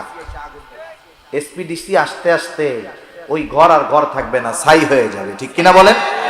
সেজন্য আমি যখন কোনো বিপদে পড়ি, আমার সাহায্যে আমার কোনো আত্মীয় আগে আসতে পারে না, আমার কোনো বন্ধু বান্ধব আসতে পারে না, আমার বড় চাকরিজীবী ভাই বন্ধু আসতে পারে না। আমার বিপদে সর্বপ্রথম আমার প্রতিবেশী চলে আসে আগে। আমি যদি অসুস্থ হয়ে যাই, আমাকে হাসপাতালে নেওয়ার প্রয়োজন, ওই গভীর রাতে আমার আত্মীয় স্বজন ঢাকায়, তারা যাইতে পারে না, কিন্তু আমার প্রতিবেশী আমাকে গাড়িতে করে হসপিটালে নিয়ে যায়। এই জন্য 1 নম্বরে আমি নিজে উত্তম প্রতিবেশী হব। আমি কারো কষ্টের কারণ হব না, কাউকে কষ্ট দিব না। কেউ যদি কোনোভাবে অনাকাঙ্ক্ষিতভাবে কারো দ্বারা যদি কষ্ট পাই, অবশ্যই অবশ্যই আমি তাকে মাফ করে দিব। মুরগি ছাগল আসে, আমরা কষ্ট পাবো না, তাদের প্রতি রাগ হব না, এর দ্বারা লাভ কি হবে? 1 নাম্বার, কষ্ট না দেওয়ার কারণে আমি উত্তম প্রতিবেশী হব। 1 দিন 2 দিন 3 দিন কেউ যদি আমাকে কষ্ট দেয়, আমি যদি একটু সবর করি, এক সময় ওই লোকটা চিন্তা করবে, আহারে আমার প্রতিবেশীকে আমি কত ভাবে কষ্ট দিলাম, কিন্তু আমার প্রতিবেশী কখনো আমাকে কষ্ট দেয় না, প্রতিবাদ করে না। যা হোক, আজকে থেকে তার সাথে আর খারাপ ব্যবহার করা যাবে না, আমার প্রতিবেশীকে আর কষ্ট দেওয়া যাবে না। উত্তম প্রতিবেশী এটা অন্যতম একটা নেয়ামত। হাদিসের মধ্যে আসছে 4টা জিনিস খুব গুরুত্বপূর্ণ, এর মধ্যে একটা হলো উত্তম প্রতিবেশী। প্রত্যেকে আমাদের অভ্যাস হলো আমরা উত্তম প্রতিবেশী চাই, আমরা চাই যে আমার প্রতিবেশী ভালো হোক, কিন্তু আমি ভালো হইতে চাই না। কথা বুঝেন নাই? আমি চাই যে আমার আশেপাশের লোকজন সব ভালো থাকবে, আমার সাথে ভালো ব্যবহার করবে, কিন্তু আমি নিজে করতে রাজি নাই। সেজন্য আমি আগে উত্তম প্রতিবেশী হব। আমি যদি ভালো হই, আমার আশেপাশের মানুষেরা ভালো হয়ে যাবে, ঠিক কিনা বলেন? উত্তম প্রতিবেশীর দাম আছে। আব্দুল্লাহ ইবনে মুবারক রাহমাতুল্লাহি আলাইহি, জগৎ বিখ্যাত একজন মুহাদ্দিস আব্দুল্লাহ ইবনে মুবারক। আব্দুল্লাহ ইবনে মুবারকের বাড়ির সাথে একটা জমি বিক্রয় হবে, একজন বেধর্মী জমিটা বিক্রয় করবে, বিজ্ঞাপন লাগায় দিছে এই জমিটা বিক্রয় হইবে, যোগাযোগ করেন। একের পর এক মানুষ এসে তার সাথে জমি কেনার ব্যাপারে কথা বলে, কিন্তু লোক না জমির যেই দাম তার দ্বিগুণ চেয়ে বসে আছে। প্রত্যেকটা জায়গার একটা বাজার মূল্য আছে না? বাজার মূল্য যদি 10 লাখ হয়, আপনি নয় 10,000, 20,000, 1 লাখ বেশি চাইলেন, কিন্তু বাজার মূল্য 10 লাখ, তুমি দ্বিগুণ কেন চাও? এইবার বেধর্মী লোকটা বলতেছে, তোমরা বুঝতে পারো নাই আমার জমির দাম আমি কেন চাইলাম। 1 নাম্বার, আমার জমির দাম সাধারণ দাম ঠিক আছে, কিন্তু জমির দাম দ্বিগুণ চাওয়ার কারণ হলো এই জমিটা যে কিনবে সে আব্দুল্লাহ ইবনে মুবারকের প্রতিবেশী হয়ে যাবে, এই জন্য এই জমির দাম আমি দ্বিগুণ চেয়েছি। এবার লোকজন বলতেছে আমারে দাও, আমারে দাও, লটারি শুরু হয়ে গেছে। তাহলে চিন্তা করেন, একজন উত্তম প্রতিবেশী এটা আমাদের জন্য কল্যাণকর জিনিস, আর একজন খারাপ প্রতিবেশী সে আমার জন্য কষ্টের কারণ। আল্লাহ রাসূল সাল্লাল্লাহু আলাইহি ওয়াসাল্লাম এক হাদিসের মধ্যে বলেন, প্রতিবেশীর যেই হকগুলো আছে, প্রতিবেশীর সাথে আন্ডারস্ট্যান্ডিং ভালো রাখতে হবে, সম্পর্ক ভালো রাখতে হবে। কিন্তু সমস্যা কি, এখনকার জামানায় সবচাইতে বড় শত্রু হলো প্রতিবেশী আর এক প্রতিবেশী, ঠিক কিনা বলেন? অনেক সময় এমন হয়, সম্পদওয়ালা যারা, সম্পদওয়ালা টাকাওয়ালা যারা, এরা প্রতিবেশী যদি গরিব হয়, ও মনে মনে চিন্তা করে, ওরে যেমনেই হোক এখান থেকে যদি উচ্ছেদ করে দিতে পারতাম, আমার বিল্ডিংটা আর একটু বড় বানাইতে পারতাম, তাইলে আমার খুব ভালো হইতো। এই ধরনের চিন্তা কিছু মন মানসিকতা কিছু মানুষের আছে, এজন্য প্রতিবেশীরে কষ্ট দেয়। মনে করেন আপনি 3 তলায় থাকেন, শহরের বাড়িতে এই অবস্থাগুলো বেশি হয়। আপনি 3 তলায় থাকেন, নিচে টিন শেডওয়ালা লোক আছে না নাই? আপনি কি করেন, আপনার পোলার রাতের বেলা মুত আইছে, আপনি জানলা দিয়ে এখন আব্বা স্টার্ট দিয়ে দাও। এ ধরনের কাজ কাম করা যাবে?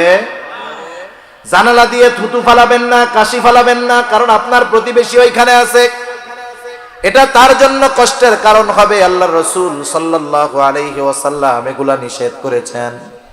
নবীজি বলতেছেন, শোনো, জিবরাইল আমাকে প্রতিবেশীর হকের ব্যাপারে এতটা গুরুত্ব দিয়েছে, এতটা তাগিদ দিয়েছে, আমি তো একটা সময় মনে করতেছিলাম না জানি প্রতিবেশীকেও সম্পদের ওয়ারিস বানায় দেওয়া হয়। যেই ওয়ারিসি সম্পদের একটা মালিকানা হয়তো প্রতিবেশীর জন্য আল্লাহ বরাদ্দ করে দিবেন।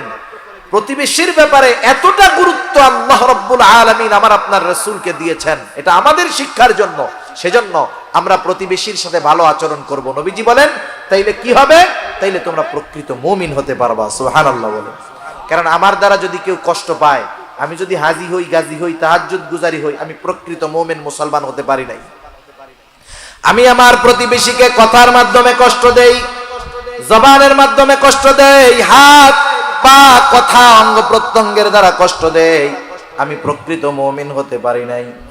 রাসূলুল্লাহ সাল্লাল্লাহু আলাইহি ওয়াসাল্লাম বলেন, আল মুসলিমু মান সালিমাল মুসলিমুনা মিন লিসানিহি ওয়া ইয়াদিহি। নবীজি বলেন, প্রকৃত মুসলমান হলো সে যার মুখ এবং হাত থেকে অপর মুসলমান নিরাপদ থাকে। একটু নিজেকে নিজে প্রশ্ন করবেন যে আমার প্রতিবেশী, আমার মুমিন ভাই, আমার আত্মীয় স্বজন, এরা কি আমার জবানের থেকে মুক্ত? আমি কি তাদেরকে কোনো জবান দ্বারা কষ্ট দেই, অঙ্গ প্রত্যঙ্গের দ্বারা কষ্ট দেই? যদি দিয়ে থাকি তাইলে আমি প্রকৃত মুমিন হতে পারি নাই। সেজন্য ভাই প্রতিবেশীর সাথে সম্পর্ক ভালো করব। আল্লাহ রাসূল সাল্লাল্লাহু আলাইহি ওয়াসাল্লাম এক হাদিসের মধ্যে বলেন, তোমরা তরকারির মধ্যে একটু ঝোল বেশি দিবা, পানি বেশি দিবা। কেন? যাতে প্রতিবেশীর খবরাখবর নিতে পারো। মনে করেন অনেক সময় হয় একজন মানুষ একটু টাকাওয়ালা আর একজন গরিব। টাকাওয়ালা মানুষ ওই গরিব মানুষের বাড়িতে কিছু খাবার সামগ্রী পাঠাইলো। আমাদের মা বোনদেরকে যা দেখি, কোনো ফ্যামিলি থেকে যদি কোনো কিছু পাঠায় ওনারা খালি বাটি ফেরত দিতে চান না, ঠিক না? চাই যে আমিও আমার ভালো কিছু হইলে দিব। আপনি তো ডেলি গোশত খান, আপনার প্রতিবেশী মাসে একবারও পায় না, বছরে 2-3 বার পায় না। এখন ওর বাসায় একদিন গোশত কোনো মতে আসতে, ছাট ছুট যা হয় হোক, আপনি তো ডেলি খান। এখন ওর বাসায় খাবার পাঠাইছিলেন, ও বাটিতে একটু হাড্ডি হুড্ডি রান্না করে আপনার কাছে পাঠাইছে। আমাদের খাসলাত কি? ওইটা দেখার পরে আগে মুখ একটা ভেংসি মারে, এইগুলার কি দরকার ছিল, এগুলা আমরাও খাই না, আমাদের বাচ্চারাও খায় না। আরে ভাই, ওই লোকটা তো গরিব মানুষ, সে আপনার বাড়িতে বড় আশা করে নিয়ে আসছে। আপনি না খান, বাচ্চাদের না খাওয়ান, আপনি আপনার বিড়ালরে দিয়ে খাওয়ায় দেন, সমস্যা নাই, কিন্তু গ্রহণটা তো হাসি মুখে করবেন, ঠিক কিনা বলেন? সেজন্য অনেক সময় আছে যে আমার প্রতিবেশী একটু গরিব মানুষ, আমারে দাওয়াত দেয়, আমার জন্য কিছু খাবার পাঠায় যেগুলো আমি খাই না, আমার পছন্দ না, পরিবার পরিজনকে খাওয়াই না। আমরা কি করি? সেটা নেগলেক্ট করি, ফিরাইয়া দেই, মুখ ভেঙচি মারি, একবারে তুচ্ছ মনে করি। না না, এমনটা করা যাবে না। আমি হাসি মুখে নিব, আমি না খাই ফালাইয়া দিলাম, অন্য আরেকজনকে দিলাম, কিন্তু আমি যদি তাকে ফিরাইয়া দেই মুখটা গোমড়া করে, সে অন্তরে কষ্ট পেয়ে যাবে, ঠিক কিনা বলেন? এজন্য প্রতিবেশীর সাথে আন্ডারস্ট্যান্ডিং ভালো হবে, প্রতিবেশীর সাথে সম্পর্ক ভালো করতে হবে, উত্তম আচরণ করতে হবে, কষ্ট দেওয়া যাবে না, কষ্টের কারণ হওয়া যাবে না। কেউ যদি অনাকাঙ্ক্ষিত ভাবে কষ্ট দেয় সেটাকে কষ্ট মনে করা যাবে না। এই যে পাশাপাশি বাসায় যখন অবস্থান করা হয়, অনেক জায়গায় দেখেছি অনেকে অভিযোগও করছে এরকম, হুজুর বাচ্চাটা আমার বাচ্চা, কয়েক মাস বয়স, ও তো বোঝে না, কান্নাকাটি করে, আমার পাশের প্রতিবেশী চরম আকারে আমাকে বকাঝকা করে, গালাগালি করে, বিরক্ত হয়, হুজুর কি করব?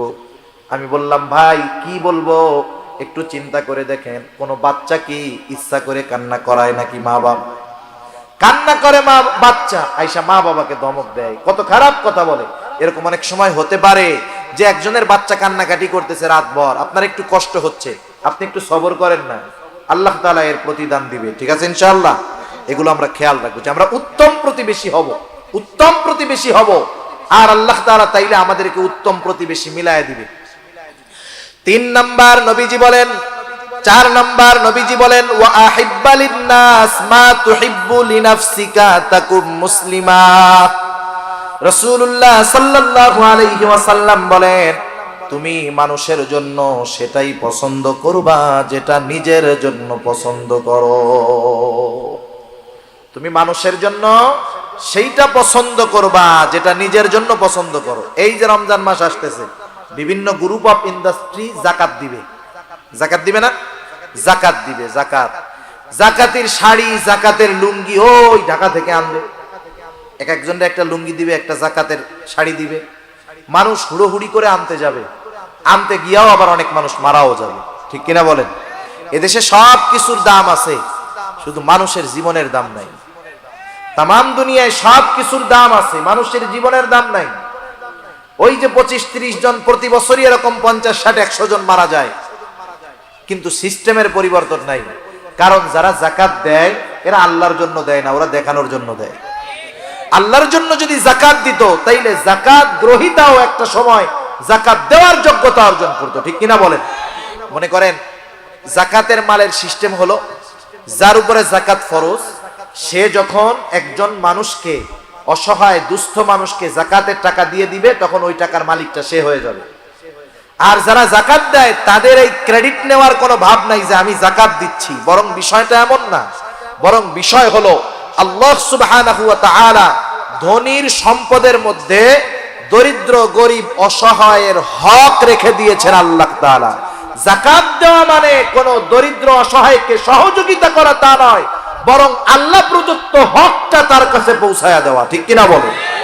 সেজন্য গরিবকে যাকাত দিয়ে আল্লাহর কাছে শুকরিয়া আদায় করার দরকার ছিল। আল্লাহ, তাদের হকটা আমার কাছে ছিল, আমি তাদের কাছে পৌঁছায়া দিতে পারছি, আপনার দরবারে শুকরিয়া আদায় করি। কিন্তু তা না কইরা কি করে, আরো ক্রেডিট দেখাবে, এমন পদ্ধতিতে যাকাত দিবে যাতে দারিদ্রতা দূর হয় না। একটা মানুষকে আপনি যাকাত দিলেন, আপনার 10 লক্ষ টাকা যাকাত হয়েছে।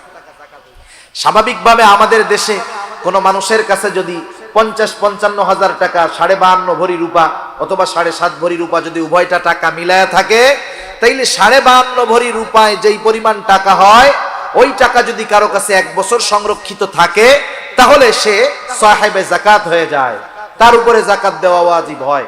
তার কাছে যদি 50,000 টাকা থাকে, সে 1250 টাকা যাকাত দিয়ে দিবে। বেশি থাকলে ওই অনুযায়ী শতকরা 2.5% হারে যাকাত দিয়ে দিবে। সহজ হিসাব, শেষ, ক্লিয়ার হিসাব। এখন দেখেন, মনে করেন এক্সাম্পল বোঝানোর জন্য বলি, আমার যাকাতের টাকা হয়েছে 1 লক্ষ টাকা, কথার কথা, আমি 1 লক্ষ টাকা যাকাত দিব।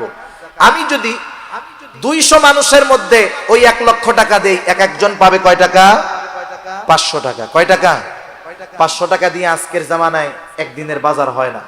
এতে কি হবে? ওই দরিদ্র মানুষগুলো দরিদ্রই থেকে যাবে।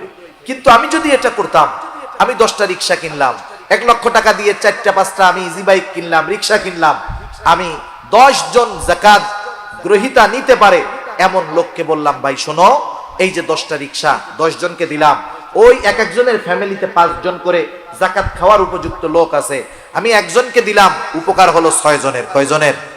জোরে বলেন, কয়জনের? 6 জনের। সে ওটা পরিশ্রম করে ইনকাম করে খাইতে পারলো। এই সিস্টেমে যাকাত দেওয়ার দরকার ছিল। যদি দেওয়া হতো, তাহলে সমাজ থেকে যাকাত নেওয়ার লোক পাওয়া যাইত না, অধিকাংশ মানুষ যাকাত দেওয়ার যোগ্যতা অর্জন করতো, ঠিক কিনা বলেন? সেজন্য আমাদের সমাজ ব্যবস্থায় যে পদ্ধতিতে যাকাত দেওয়া হয়, এর দ্বারা যাকাত আদায় হয় না, এর দ্বারা যাকাত আদায়ও হয় না, দারিদ্রতাও দূর হয় না। মূল উদ্দেশ্য যেটা ছিল যাকাতের, এটার দ্বারা হাসিল হয় না। তা যে কথার থেকে গেলাম, যাকাত দিচ্ছ, কাপড় দিচ্ছ, ভালো কথা, কমপক্ষে ওই ধরনের একটা লুঙ্গি দাও যেই ধরনের লুঙ্গি তুমি নিজে পরো, ঠিক কিনা বলেন?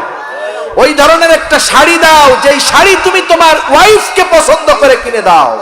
কিন্তু তুমি এমন লুঙ্গি দাও, মাশাআল্লাহ, একবার ধোয়ার পরে ওইটা তেনা না লুঙ্গি টেরি পাওয়া যায় না, ঠিক কিনা বলেন?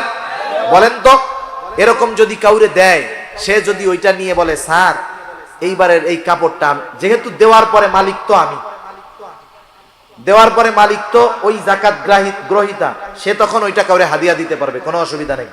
সদকার মাল নবী রাসূলগণ খাইতেন না, কিন্তু যখন কাউকে সদকা করা হতো, কারো মালিকানায় যখন চলে যেত, সে যখন মালিক হতো, ও যখন বলতো ইয়া রাসূলুল্লাহ এটা হাদিয়া, তখন আল্লাহ রাসূল খাইতেন, নিতেন। এখন ওইটা তো মালিক হয়ে গেছে, সে গিয়ে যদি বলে যে এখন তো আমি এটার মালিক, এটার হাদিয়া দেওয়ার যোগ্যতা অধিকার আমার আছে, আমি আপনাকে ভালোবাসা এই শাড়িটা আর এই লুঙ্গিটা দিলাম, আপনারা 2 জন পরেন, বলেন তো পরবে? উল্টা থ্রেট দিয়ে কি বলবে, কত বড় সাহস, আমার যাকাতের শাড়ি লুঙ্গি নিয়ে আবার আমারে হাদিয়া দেয়, কত বড় সাহস। এ ধরনের দান সাদকায় কোনো লাভ নাই। এজন্য নবী বলেন, তুমি অপরকে সেটাই দিবা যেটা তুমি নিজে পছন্দ করো। সুবহানাল্লাহ। এজন্য নবীজি বলেন ওয়া আহিব্বা লিন-নাস মা তুহিব্বু লিনাফসিক, তুমি নিজের জন্য যেটা পছন্দ করো, মানুষের জন্য সেটা পছন্দ করবা। তুমি পছন্দ করো মানুষ তোমাকে সালাম দিবে, তাইলে তুমি কি করবা? তুমিও মানুষকে সালাম দিবা। তুমি চাও কেউ তোমাকে কষ্ট না দিক, তাইলে তুমিও মানুষকে কষ্ট দিবা না। তুমি চাও মানুষ তোমার সাথে ভালো ব্যবহার করুক, তাইলে তুমিও মানুষের সাথে ভালো ব্যবহার করবা। সেজন্য নবী বলেন, ও আবু হুরায়রা, ওয়া আহিব্বা লিন-নাস, মানুষের জন্য তুমি সেটাই পছন্দ করবা, মা তুহিব্বু লিনাফসিক, যেটা নিজের জন্য পছন্দ করো। তাহলে কি হবে? তাকুম মুসলিমা, তুমি প্রকৃত মুসলিম হতে পারবা। এরপরে নবীজি বলেন, ওয়ালা তুকসিরিয যিহকা ফা ইন্না কাসরাতায যিহকি তুমিতুল কলব। নবীজি বলেন, ও আবু হুরায়রা, ওয়ালা তুকসিরিয যিহকা, অতিরিক্ত হাসি হাসবা না। অতিরিক্ত হাসি হাসবা না, কারণ অতিরিক্ত হাসি অন্তরকে মৃত বানায় দেয়। আল্লাহ তাআলা কোরআনুল কারীমের মধ্যে বলেন, ফালইয়াদহাকু কলিলান ওয়ালইয়াবকু কাসীরা। আল্লাহ রাব্বুল আলামিন বলতেছেন, ফালইয়াদহাকু কলিলা, হাসো কম কাঁদো বেশি, কারণ এই জিন্দেগিটা খুব সংক্ষিপ্ত। আমার আগে হযরত বলতেছিলেন যে এই হায়াতটা বড় সংক্ষিপ্ত, বড় সংক্ষিপ্ত। কত সংক্ষিপ্ত এটা মৃত্যুর পরে টের পাওয়া যাবে। এই সংক্ষিপ্ত জীবনে অতিরিক্ত হাসি ফুর্তি আড্ডাবাজি করে অনন্তকালের যেই পাথেয় সেগুলাকে সংরক্ষণ না করে, সংগ্রহ না করে আমরা এই দুনিয়ার হাসি খুশি ঠাট্টা মশকরা কৌতুকের মধ্যে আমরা যে জড়ায় যাচ্ছি, আমরা যদি মৃত্যু থেকে নিয়ে পরকালীন জীবনের ভয়াবহতা অনুধাবন করতাম, বুঝতাম, দুনিয়ার মানুষ হাসি করা ভুলে যাইতো। ঠিক কিনা বলেন? দুনিয়ার মানুষ হাসা ভুলে যাইতো।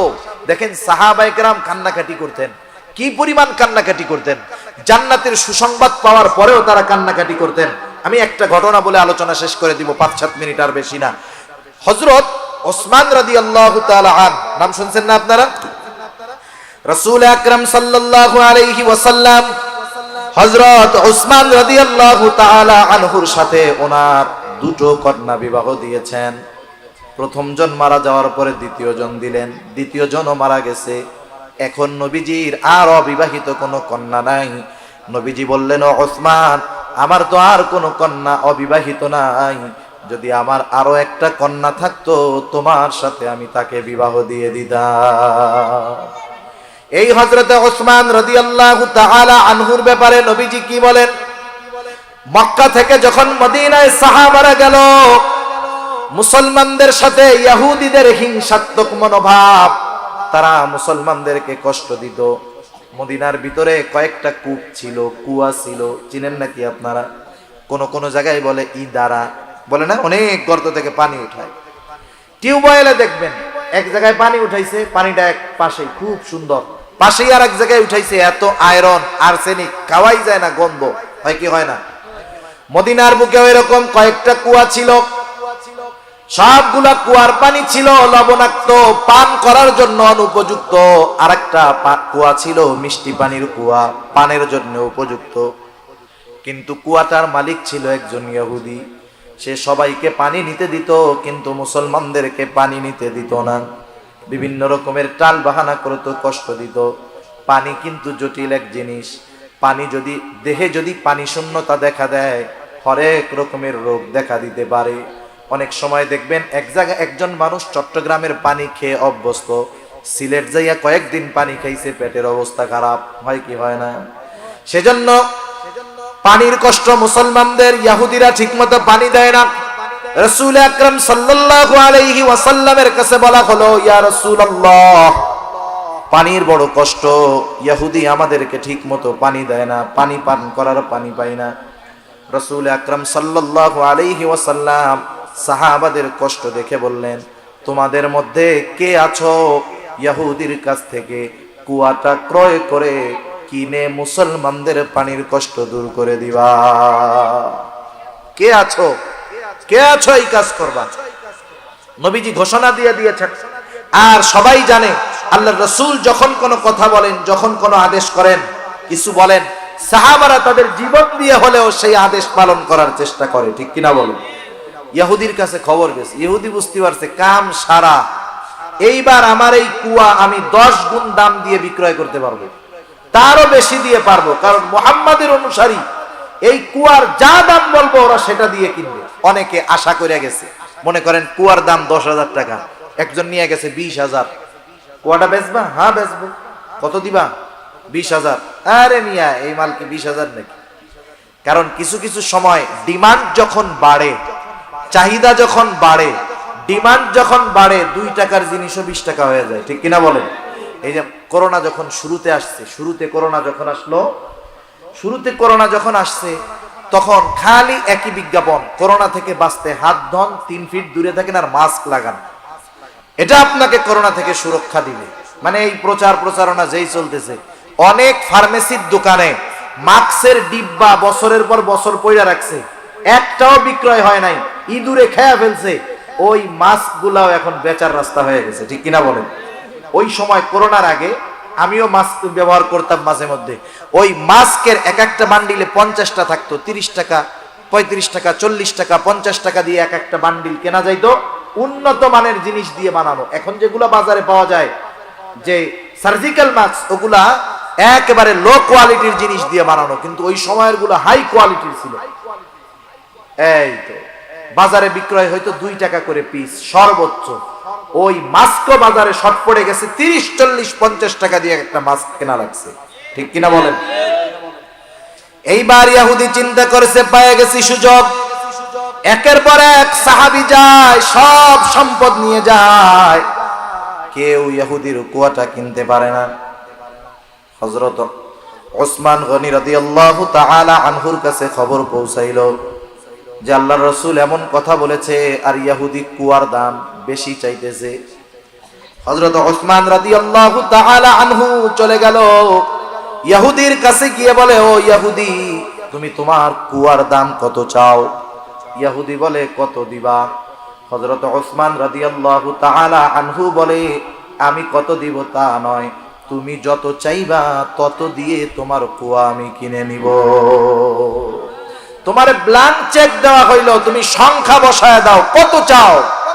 একবারে বহুগুণ দাম দিয়ে, অনেক বেশি দাম দিয়ে হযরত ওসমান রাদিয়াল্লাহু তাআলা আনহু ইহুদির কাছ থেকে কুয়াটা কিনে মুসলমানদের জন্য ওয়াকফ করে দিছে। মালিকানাও রাখে নাই, দিয়ে দিছে, মুসলমানরা ব্যবহার করবে, সবার জন্য ওপেন, সবাই ব্যবহার করবে। রাসূলুল্লাহ সাল্লাল্লাহু আলাইহি ওয়াসাল্লামের কাছে খবর পৌঁছাইল, ইয়া রাসূলুল্লাহ, মুসলমানদের পানির কষ্ট দূর হয়ে গেছে। কেমন করে দূর হলো? একজন বলল, ইয়া রাসূলুল্লাহ, আপনার জামাতা ওসমান রাদিয়াল্লাহু তাআলা ইহুদির কাছ থেকে বহু দামে কুয়া কিনে আমাদের জন্য ওপেন করে দিয়েছে, ওয়াকফ করে দিয়েছে, আমাদের পানির কষ্ট দূর হয়ে গেছে। রাসূল সাল্লাল্লাহু আলাইহি ওয়াসাল্লাম বলতেছে, তোমরা শোনো, ওসমান ইহুদির কাছ থেকে কুয়া কিনে নাই, ওসমান আল্লাহ তাআলার কাছ থেকে জান্নাত কিনে নিয়েছে। এই রকম ঘোষণা যেই মানুষগুলার ব্যাপার, এই মানুষগুলাও কান্না করতো। হযরত ওসমান রাদিয়াল্লাহু তাআলা আনহু কান্না করতেন, কবর দেখলেই কান্না করতেন। জিজ্ঞাসা করা হতো, ও ওসমান, আল্লাহর নবী আপনার ব্যাপারে এমন ঘোষণা দিয়েছে, আপনি জান্নাতি, জান্নাত ক্রয় করে নিয়েছেন, আপনি কেন কান্না করেন কবরের ভয়? হযরত ওসমান রাদিয়াল্লাহু তাআলা আনহু বলতেন, শোনো, নবীজি আমাকে জান্নাতের নিশ্চয়তা দিয়েছেন, ঠিক আছে, কিন্তু এই কবরে আমার মধ্যে আমার সাথে কেমন আচরণ করা হবে এই ব্যাপারে কোনো নিশ্চয়তা নবী আমাকে দেন নাই। সেজন্য এই মানুষগুলাও দেখেন মৃত্যুর ভয়ে, কবরের ভয়ে চিন্তিত ছিল। কিন্তু আজকে আমাদের কি হলো? কেমন উদাসীনতা আমাদেরকে পেয়ে বসলো।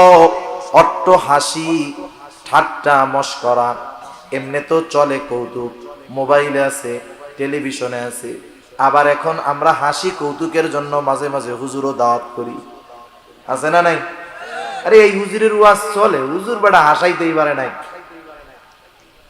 হাসি কৌতুক, মিথ্যা কথা বলে হাসাবে, একটু মজা করাবে, এই ধরনের হুজুর দাওয়াত দিয়ে আমরা হাসার জন্য হুজুর আনি, অনেকে আনেন অনেক জায়গায়। এগুলা যারা ওই ধরনের আয়োজন করে ওরাও খেয়ানতকারী, যারা আমার মতো এখানে এসে বসে মানুষদের মনোরঞ্জন করার জন্য মিথ্যা বলে, কৌতুক বলে হাসায়, ওরাও আমানতের খেয়ানতকারী, ঠিক কিনা বল? সেজন্য নিজের জীবনের কথা চিন্তা করেন। আজকে মৃত্যুবরণ করেন, রাতে মারা যান, এত সুন্দর বাড়ি গাড়ি রেখে গেছেন, এই রাতটাও আপনাকে আপনার পরিবার ঘরে থাকতে দিবে না। সাথে সাথে ফোন দিয়া মুয়াজ্জিন সাহেব, ইমাম সাহেবরে বলবে যে আরে ভাই তাড়াতাড়ি আসেন, গোসল করাবেন সকালে, কিন্তু এখনই বাইর করে রাখেন, পোলাপান ঘুমাইতে পারতেছে না। এটাই জীবন, এটাই বাস্তবতা, ঠিক কিনা বলেন? তাহলে এই জীবনে এত হেসে, এত হাসি ঠাট্টা করে কেন আমরা জীবনের সময়গুলো নষ্ট করতেছি? কেন অন্তরটাকে মৃত বানায় ফেলতেছি? আমরা হাস্যরস আছে, এটার মধ্যে সীমাবদ্ধতা আছে। আল্লাহ রাসূল সাল্লাল্লাহু আলাইহি ওয়াসাল্লাম হেসেছেন। আপনি মিথ্যা বলে কাউকে হাসানো, এটা শরীয়তে বৈধ নয়।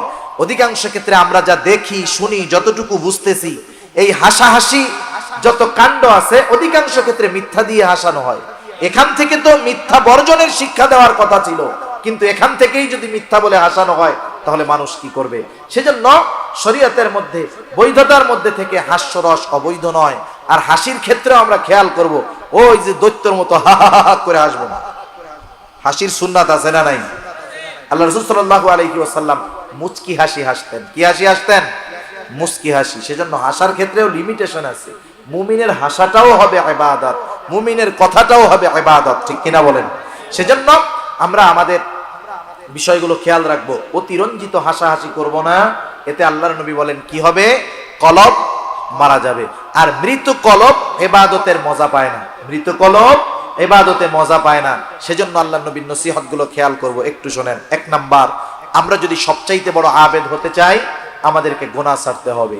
দুই নাম্বার, আমি যদি ধনী হতে চাই, আমি যদি আত্মার প্রশান্তি চাই, অন্তরের ধনী হতে চাই, ডিপ্রেশন টেনশন মুক্ত জিন্দেগি আমি গঠন করতে চাই, আমি চাই যে চিন্তা মুক্ত জিন্দেগি আমি অতিবাহিত করব, তাহলে আল্লাহ রাব্বুল আলামিনের পক্ষ থেকে যতটুকু আসছে অতটুকুতেই সন্তুষ্ট থাকতে হবে, ঠিক কিনা বলেন? আর একটু কথা আসলো বলি, একটু চিন্তা করেন। মনে করেন একটা লোক একতলা বিল্ডিং এ থাকে, একতলা বিল্ডিং। অনেক মানুষের আছে একতলা পাকা ঘর নাই, আছে বলেন? নাই। ওই একতলাওয়ালা বাড়ির পাশে একজনে 20 তলা বিল্ডিং বানাইছে। কয়তলা? এখন একতলা এসি লাগানো টাইলস করা বাড়িওয়ালা যদি 20 তলার দিকে তাকায়, ওর একতলা কি মনে হবে বলেন তো? Public toilet. কি মনে হবে? ও 20 তলার দিকে তাকাইলে ওর ভালো একতলা, ভেতরে টাইলস করা, এসি সব আছে, ওর কি মনে হবে? আয় রে 20 তলা, আর আমারটা তো ওর বাসার সামনে টয়লেটের মতো লাগতেছে।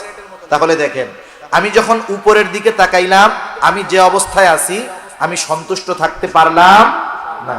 কিন্তু আমি যদি একটু নিচের দিকে তাকাই, আমি আমার পাশে যদি তাকাই, হায় রে আমি তো ইটের বাসায় আছি, উপরে ছাদ আছে, ঝড় বৃষ্টি সব হেফাজতে আছে, কিন্তু আমার পাশের বাসাওয়ালা তা তো টিন শেড, শীতে কষ্ট, গরমে কষ্ট। এখন বলেন, টিন শেডওয়ালা যদি একতলাওয়ালার দিকে তাকায়, ওর কি মনে হবে? ওরটারে মনে হবে যায় রে আমি কিসের মধ্যে আছি। এখন যে টিন শেডের মধ্যে আছে সে যদি একটু বস্তির দিকে তাকায়, যে হায় রে মানুষগুলো কেমন করে ত্রিপল দিয়ে কষ্ট করে রইছে, এদিকে যখন তাকাবে ওর অবস্থার উপরে তার শুকরিয়া আসবে। সেজন্য আমি যে অবস্থানে আছি তার চাইতে আমার নজরটা হবে নিচের দিকে, তাইলে আমি স্বল্পে তুষ্ট থাকতে পারবো। কিন্তু আমি যদি একতলায় থাইকা 10 তলার দিকে তাকাই, তাইলে আমার অল্পে তুষ্ট হওয়া সম্ভব হবে না, আমার চাহিদা বাড়বে, আমার পেরেশানি বাড়বে, আমার আরামে ঘুম হবে না, ঠিক কিনা বলুন? সেজন্য স্বল্পে তুষ্ট থাকবো। আল্লাহ তৌফিক দান করুন, জোরে বলি আমিন।